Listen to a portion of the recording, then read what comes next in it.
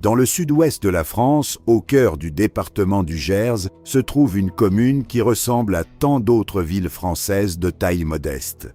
Fleurance est connue pour son patrimoine, son marché, son rythme de vie relativement paisible et cette atmosphère particulière que l'on retrouve souvent dans les communes rurales où les habitants ont le sentiment de se connaître, ou du moins de se reconnaître. Ici, les journées suivent généralement un cours prévisible. Les commerçants ouvrent leurs boutiques le matin. Les enfants se rendent à l'école. Les habitants se croisent dans les rues du centre-ville. La vie s'écoule à un rythme bien différent de celui des grandes métropoles. Pour beaucoup de familles, cette tranquillité constitue précisément l'un des principaux avantages de vivre dans ce type de commune. Les parents ont souvent davantage confiance lorsque leurs enfants se déplacent seuls. Les distances sont plus courtes. Les habitudes sont bien établies. Le sentiment de sécurité est généralement fort. Pourtant, comme l'histoire l'a montré à de nombreuses reprises, aucun territoire n'est totalement à l'abri d'un drame. Et lorsque celui-ci survient dans une petite ville, son impact est souvent encore plus brutal. Parce que tout le monde se sent concerné. Parce que chacun a l'impression que cela aurait pu arriver à quelqu'un de son entourage. Parce que la proximité transforme immédiatement un fait divers en blessure collective. C'est dans ce contexte que débute l'affaire Liana. Une affaire qui, en quelques jours seulement, va bouleverser une commune entière, mobiliser d'importants moyens d'enquête et susciter une émotion considérable dans tout le pays. À l'origine, pourtant, rien ne semble annoncer un événement exceptionnel. La journée suit son cours. Les élèves assistent à leurs cours. Les enseignants poursuivent leurs activités habituelles. Les familles vaquent à leurs occupations. Comme chaque jour, les établissements scolaires se préparent à la sortie des élèves. Pour la plupart des enfants, cette fin d'après-midi marque simplement le retour à la maison. Un moment banal, un moment répété des centaines de fois au fil des années. Mais dans certaines affaires criminelles, c'est précisément cette banalité qui frappe les esprits, parce qu'elle rappelle à quel point une situation ordinaire peut basculer brutalement, parce qu'elle souligne le contraste entre une apparente normalité et la tragédie qui va suivre. Lorsque les cours se terminent, Liana quitte son établissement scolaire. À ce moment-là, rien ne semble inhabituel. Aucune alerte particulière n'est signalée. Aucun événement inquiétant n'est rapporté. Les témoins qui la voient ne peuvent évidemment pas imaginer qu'ils assistent peut-être aux derniers instants où la jeune fille est aperçue librement. Comme dans la plupart des enquêtes concernant des disparitions, les premières heures sont souvent marquées par l'incertitude. Lorsqu'un enfant ne rentre pas immédiatement à la maison, plusieurs explications peuvent sembler possibles. Un retard, une visite chez un ami, une activité imprévue, un téléphone déchargé. Autant de situations qui, dans la vie quotidienne, ne sont pas forcément alarmantes. Mais au fil du temps, certaines inquiétudes commencent à apparaître. Les proches cherchent à joindre Liana. Ils tentent d'obtenir des informations. Ils vérifient auprès de son entourage. Les réponses ne viennent pas. Les minutes passent, puis les heures. Progressivement, l'inquiétude laisse place à l'angoisse. Pour les familles confrontées à ce type de situation, ce moment est souvent décrit comme particulièrement éprouvant. Parce qu'il marque la transition entre l'espoir d'une explication simple et la crainte qu'un événement grave ait pu se produire. Les enquêteurs connaissent parfaitement ce phénomène. C'est pourquoi les signalements concernant des mineurs font l'objet d'une attention particulière. Contrairement à certaines idées reçues, il n'existe pas de délai obligatoire de 24 ou 48 heures avant de signaler une disparition inquiétante. Lorsque les circonstances le justifient, les recherches peuvent débuter immédiatement. Dans le cas de Liana, la mobilisation est rapide. Les forces de l'ordre commencent à recueillir les premières informations disponibles. Les enquêteurs cherchent à établir une chronologie précise. Qui a vu la jeune fille pour la dernière fois? À quelle heure? Dans quelles circonstances? Quel trajet devait-elle emprunter? A-t-elle été aperçue après sa sortie du collège? Toutes ces questions deviennent essentielles. Dans une enquête de disparition, la chronologie représente souvent l'un des éléments les plus importants. Chaque minute compte. Chaque détail peut devenir décisif. Parfois, une simple incohérence permet d'orienter toute une investigation. Parfois, un témoignage apparemment insignifiant devient la clé de l'affaire. Les enquêteurs commencent donc un travail minutieux. Ils interrogent les proches, les camarades de classe, les enseignants, les personnes susceptibles d'avoir croisé la jeune fille. Ils cherchent à comprendre ce qui s'est produit durant ce laps de temps encore mal défini entre la sortie de l'établissement scolaire et le moment où l'alerte est donnée. Pendant ce temps, la nouvelle de la disparition commence à circuler. D'abord parmi les proches, puis dans le voisinage, puis dans toute la commune. Les réseaux sociaux jouent rapidement un rôle important. Les appels à témoins sont partagés. Les habitants relaient les informations disponibles. Les photographies de Liana circulent largement. Cette mobilisation spontanée est devenue fréquente dans les affaires de disparition. Les outils numériques permettent désormais à l'information de se diffuser très rapidement. En quelques heures seulement, des milliers de personnes peuvent être informées. Cette visibilité peut parfois contribuer à faire émerger de nouveaux témoignages. Mais elle peut aussi entraîner la diffusion de rumeurs ou d'informations non vérifiées. Les enquêteurs doivent alors gérer simultanément deux dimensions. D'un côté, les recherches de terrain. De l'autre, l'immense flux d'informations qui circulent sur Internet. À Florence, l'émotion grandit. Les habitants suivent les développements avec attention. Dans les commerces, dans les cafés, dans les écoles. Partout, les discussions tournent autour de la disparition. Beaucoup peinent à comprendre comment une telle situation a pu se produire. Dans une petite ville, les événements exceptionnels marquent durablement les esprits. Et lorsqu'ils concernent un enfant, l'émotion est encore plus forte. Très vite, les autorités décident d'engager d'importants moyens de recherche. Des gendarmes sont mobilisés. Des spécialistes sont appelés en renfort. Les opérations se multiplient. L'objectif est clair: retrouver Liana le plus rapidement possible. Les zones susceptibles d'avoir été empruntées sont examinées. Les alentours sont inspectés. Les enquêteurs cherchent le moindre indice. Dans ce type de dossier, chaque trace potentielle doit être vérifiée. Chaque signalement doit être analysé, même lorsqu'il paraît peu crédible. Car l'expérience montre que certains éléments essentiels émergent parfois de manière totalement inattendue. Les recherches se poursuivent donc avec méthode. Pendant ce temps, l'affaire commence à attirer l'attention au-delà du Gers. Les médias régionaux relaient les informations, puis les médias nationaux s'y intéressent à leur tour. L'inquiétude devient progressivement collective. Des personnes qui ne connaissent ni Florence ni la famille de Liana suivent désormais l'affaire. Ce phénomène est fréquent dans les disparitions impliquant des enfants. Ces affaires suscitent une forte identification du public. Elles rappellent une vulnérabilité universelle. Elles touchent quelque chose de profondément humain et elles provoquent souvent une mobilisation importante de l'opinion. Pour les enquêteurs, cependant, l'objectif reste le même: établir les faits. Comprendre ce qui s'est passé, retrouver la trace de la jeune fille.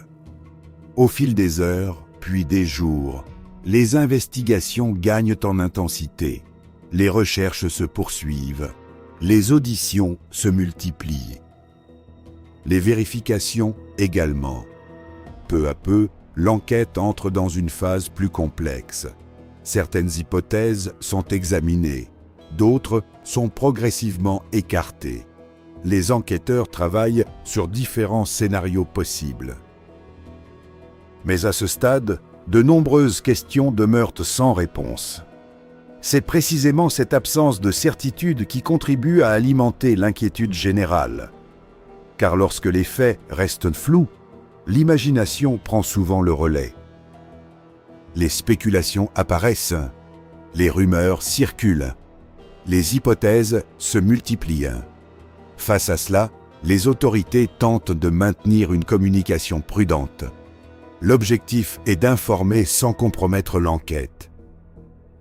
Un équilibre toujours délicat dans les affaires très médiatisées. Pendant que la France découvre progressivement le nom de Liana, les recherches continuent sur le terrain. Les enquêteurs savent que les premiers jours sont souvent décisifs. Ils savent également que la résolution de certaines affaires repose parfois sur un détail minuscule. Une image, un témoignage, une trace, un élément que personne n'avait remarqué au départ.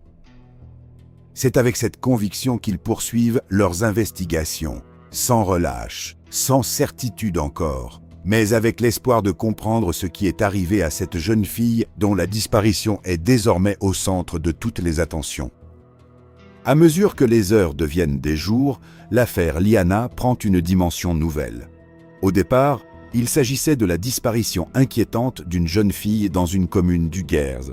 Désormais, l'affaire mobilise des moyens considérables et suscite l'attention d'une grande partie du pays. Pour les proches de Liana, le temps semble s'être arrêté. Chaque sonnerie de téléphone devient un espoir. Chaque message peut contenir une information décisive.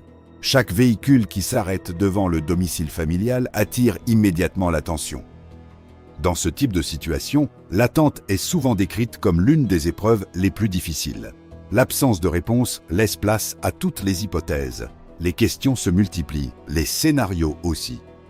Pour les enquêteurs, cependant, l'émotion ne doit jamais prendre le dessus sur la méthode. Une enquête de disparition exige une rigueur absolue. Chaque piste doit être examinée, chaque élément doit être vérifié.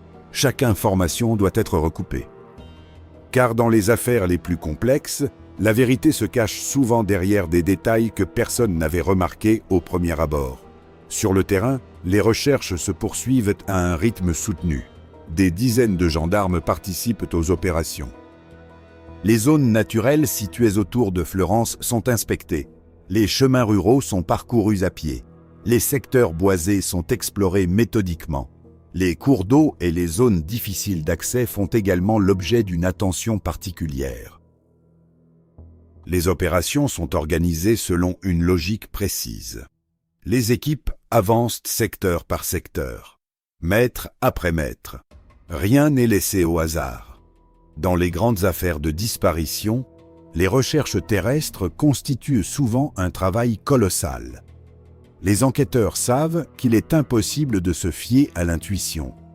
La seule méthode efficace consiste à vérifier systématiquement chaque zone susceptible de présenter un intérêt. Les chiens spécialisés jouent un rôle important dans ce type d'opération. Leur capacité à détecter certaines odeurs permet parfois d'orienter les recherches vers des secteurs précis. Les drones sont également utilisés afin d'obtenir une vision plus large du terrain. Grâce à leurs caméras, ils peuvent explorer rapidement des espaces difficiles d'accès pour les équipes au sol. Cette combinaison de moyens technologiques et humains est devenue essentielle dans les enquêtes modernes.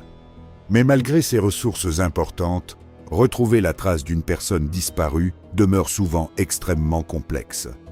Pendant que les recherches se poursuivent, un autre travail se déroule loin des caméras, dans les bureaux des enquêteurs, dans les salles d'audition. Devant les écrans d'ordinateur, l'enquête judiciaire progresse elle aussi. Les gendarmes cherchent à reconstituer avec précision les dernières heures connues de Liana. Ils établissent une chronologie, ils analysent les témoignages, ils confrontent les déclarations, ils vérifient les horaires. Dans une affaire de disparition, l'objectif est toujours le même, réduire progressivement la zone d'incertitude. Comprendre où se trouvait la victime. Comprendre qui a pu la croiser. Comprendre ce qui a pu se produire. Pour cela, les enquêteurs s'appuient sur de nombreuses sources d'informations, les témoignages bien sûr, mais également les données numériques, les téléphones, les déplacements, les caméras de surveillance, les habitudes de la victime, celles de son entourage, et parfois même des éléments qui paraissent totalement insignifiants. L'histoire judiciaire regorge d'affaires résolues grâce à un détail minuscule, une image floue, un ticket de caisse, une incohérence dans une déclaration, une simple minute d'écart dans un emploi du temps. Les enquêteurs savent donc qu'aucune information ne doit être négligée. À Fleurance, l'atmosphère change progressivement. L'inquiétude initiale laisse place à quelque chose de plus lourd. Les habitants continuent d'espérer une issue favorable. Mais les jours passent, et l'absence de nouvelles positives devient de plus en plus difficile à supporter. Dans les commerces, les conversations tournent toujours autour de la disparition. Dans les écoles, les enseignants doivent répondre aux interrogations des élèves. Les parents redoublent de vigilance. Certains modifient leurs habitudes. D'autres accompagnent désormais leurs enfants là où ils allaient auparavant seuls. Même si aucun lien direct n'existe entre les situations, ce type d'affaires modifie souvent le sentiment de sécurité collectif. L'impression que certaines choses n'arrivent qu'ailleurs disparaît brutalement. Les médias nationaux intensifient leur couverture. Des journalistes se rendent sur place. Des reportages sont diffusés quotidiennement. Les habitants sont interrogés. Les spécialistes de la sécurité et de la criminologie sont invités sur les plateaux de télévision. Les chaînes d'information suivent l'évolution de l'enquête presque heure par heure. Cette médiatisation contribue à maintenir une forte mobilisation, mais elle crée également une pression importante autour du dossier. Chaque nouvelle information devient immédiatement un sujet de débat. Chaque rumeur circule rapidement. Les enquêteurs doivent alors composer avec une difficulté supplémentaire. Protéger l'enquête tout en répondant à l'attente du public. Car certaines informations ne peuvent pas être rendues publiques immédiatement. Révéler certains éléments trop tôt pourrait compromettre les investigations. Cette discrétion est parfois mal comprise. Pourtant, elle constitue souvent une nécessité. Pendant que les recherches se poursuivent, les enquêteurs commencent à orienter plus précisément leurs investigations. Certaines pistes apparaissent plus crédibles que d'autres. Des vérifications supplémentaires sont réalisées. Des auditions sont renouvelées. Des analyses techniques sont demandées. L'enquête entre progressivement dans une phase plus ciblée. Ce changement est fréquent dans les affaires complexes. Au départ, toutes les hypothèses sont envisagées. Puis, à mesure que les informations sont collectées, certaines pistes prennent davantage d'importance, sans que les enquêteurs puissent encore tirer de conclusions définitives.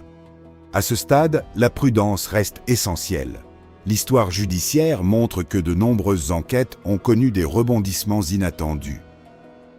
Des hypothèses considérées comme solides se sont parfois révélées erronées. Des pistes jugées secondaires se sont parfois révélées décisives. C'est pourquoi les enquêteurs avancent avec méthode, sans précipitation, sans spéculation, uniquement sur la base des éléments qu'ils peuvent vérifier. Pour les habitants de Fleurance, l'attente devient de plus en plus difficile. Chaque matin commence par la même question. Y a-t-il du nouveau ? Chaque soir se termine avec la même inquiétude. Toujours aucune réponse. Les proches de Liana vivent alors dans une situation extrêmement éprouvante. Ils savent que l'enquête progresse. Ils voient les moyens mobilisés. Ils constatent l'ampleur des recherches. Mais ils attendent toujours l'information la plus importante. Savoir ce qui est arrivé. Dans les affaires de disparition, cette période d'incertitude est souvent décrite par les spécialistes comme la plus douloureuse. Parce qu'elle laisse place à toutes les possibilités.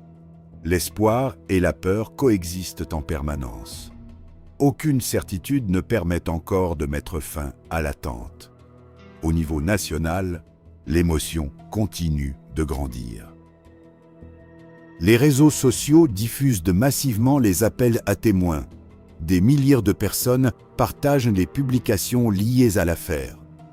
Certains internautes participent à la diffusion des informations officielles.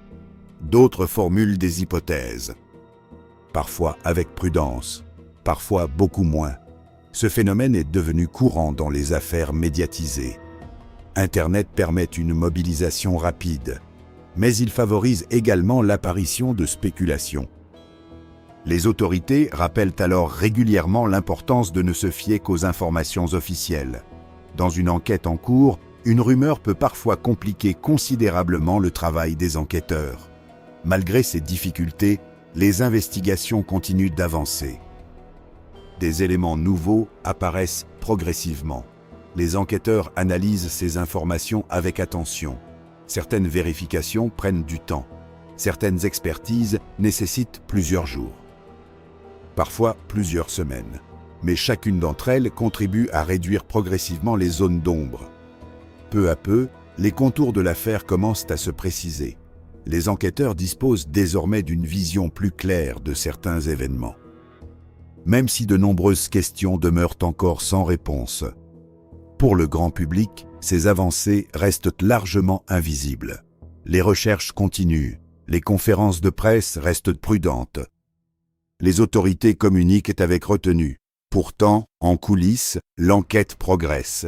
Et plusieurs éléments vont bientôt conduire à un tournant majeur. Un tournant qui va modifier profondément la perception de l'affaire. Un tournant qui va susciter de nouvelles interrogations et qui va placer l'enquête au centre d'un débat national dépassant largement le cadre de la disparition elle-même. À ce moment-là, personne ne sait encore que l'affaire Liana va devenir bien plus qu'une enquête criminelle. Elle va également soulever des questions sur les procédures judiciaires, sur la protection des mineurs et sur le fonctionnement de certaines institutions. Mais avant que ces débats n'émergent, les enquêteurs poursuivent leur travail. Avec un objectif unique. Établir les faits, comprendre ce qui s'est passé et tenter d'apporter des réponses à une famille plongée dans l'attente depuis maintenant plusieurs jours. Le tournant de l'enquête et les questions soulevées. Au fil des jours, les enquêteurs accumulent les informations. Certaines semblent anodines. D'autres apparaissent plus importantes. Comme dans toutes les enquêtes criminelles complexes, le travail consiste à assembler progressivement des centaines d'éléments différents afin de reconstituer une image cohérente des événements. Pour le grand public, cette progression est difficile à percevoir. Les opérations de recherche visibles attirent naturellement l'attention. Les hélicoptères, les drones, les équipes de terrain, les conférences de presse. Mais derrière ces images se déroule un travail beaucoup plus discret. Un travail de vérification, d'analyse et de recoupement, jour après jour, heure après heure. Pendant que les habitants de Fleurance suivent avec inquiétude l'évolution de la situation, les enquêteurs poursuivent leurs investigations. Les témoignages sont confrontés, les déplacements sont analysés, les éléments techniques sont étudiés. Progressivement, certaines hypothèses prennent davantage de poids. L'enquête entre alors dans une nouvelle phase. Une phase où les recherches et les investigations se rejoignent. Une phase où plusieurs éléments semblent orienter les enquêteurs vers une direction plus précise. Dans ce type de dossier, il est fréquent que les autorités communiquent très peu, non pas par volonté de secret, mais parce que chaque information rendue publique peut influencer les témoignages, modifier certains comportements ou compliquer le déroulement de l'enquête. Cette discrétion alimente parfois l'impatience du public, mais elle constitue souvent une nécessité. Pendant ce temps, l'émotion continue de grandir dans le pays. Les médias consacrent de nombreux reportages à l'affaire. Les chaînes d'information suivent les développements pratiquement en continu. Des spécialistes sont invités à expliquer les mécanismes des enquêtes de disparition. Des anciens enquêteurs évoquent leurs expériences. Des psychologues analysent l'impact de telles affaires sur les familles et sur les communautés concernées. À Fleurance, la mobilisation ne faiblit pas. Les habitants restent profondément marqués par la disparition. Beaucoup continuent d'espérer, même si, avec le temps qui passe, cet espoir devient de plus en plus fragile. L'une des caractéristiques des grandes affaires criminelles est précisément cette tension permanente entre l'attente et l'incertitude. Tant qu'aucune réponse définitive n'est apportée, toutes les possibilités demeurent ouvertes. Cette situation est particulièrement difficile pour les proches. Ils doivent faire face à l'absence d'informations certaines. à la tension médiatique, aux spéculations, aux rumeurs, tout en essayant de conserver un espoir auquel ils s'accrochent malgré les jours qui passent. Pour les enquêteurs également, la pression est considérable. Chaque décision est importante, chaque vérification doit être rigoureuse, chaque conclusion doit reposer sur des éléments solides. Dans une affaire aussi médiatisée, la moindre erreur peut avoir des conséquences importantes. Les investigations se poursuivent donc avec la plus grande prudence. Puis survient un tournant majeur. Les recherches permettent la découverte d'un corps d'enfant dans une zone agricole du Gers. L'information se répand rapidement. L'émotion est immédiate. À ce stade, les autorités restent prudentes. Des vérifications doivent être réalisées. Les experts interviennent. Les analyses médico-légales sont engagées. Comme toujours dans ce type de situation, les enquêteurs évitent toute conclusion prématurée. Les procédures d'identification suivent leur cours. Pour les habitants, l'attente devient alors encore plus difficile. L'espoir qui subsistait jusque-là semble vaciller. Le climat à Fleurance est décrit comme particulièrement lourd. Les habitants suivent les informations avec anxiété. Dans les rues, les conversations sont plus silencieuses. L'inquiétude a laissé place à une profonde tristesse. Lorsque les éléments communiqués par les autorités confirment progressivement ce que beaucoup redoutaient, l'émotion devient immense. La nouvelle dépasse largement le cadre local.